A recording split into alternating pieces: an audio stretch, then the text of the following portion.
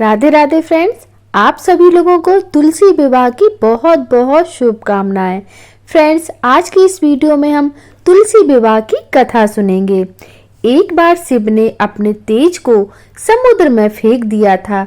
उससे एक महातेजस्वी बालक ने जन्म लिया।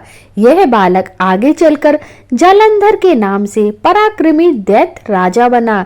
इसकी राजधानी का नाम जालंधर नगरी था।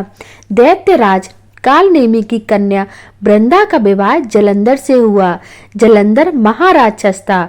अपनी सत्ता के मद में चूर उसने अपनी माता लक्ष्मी को पाने की कामना से युद्ध किया, परंतु समुद्र से ही उत्पन्न होने के कारण माता लक्ष्मी ने उसे अपने भाई के रूप में स्वीकार किया।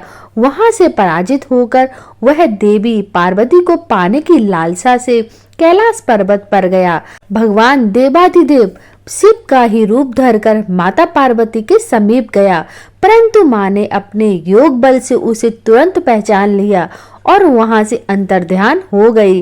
देवी पार्वती ने क्रुद्ध होकर सारा वृत्तांत भगवान विष्णु को सुनाया। जालंधर की पत्नी वृंदा अत्यंत पतिव्रता स्त्री थी।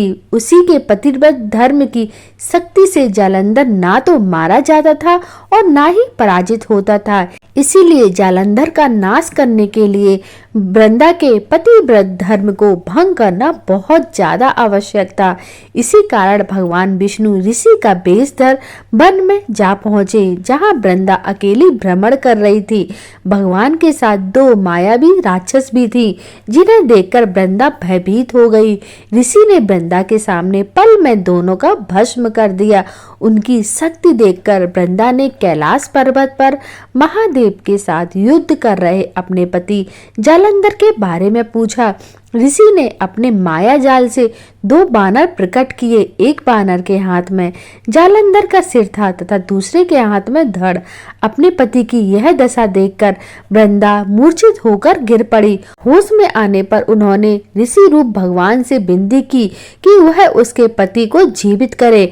भगवान ने अपनी माया से पुनः जालंधर का सिर धड़ से जोड़ दिया, परंतु स्वयं भी उसी शरीर में प्रवेश कर गए।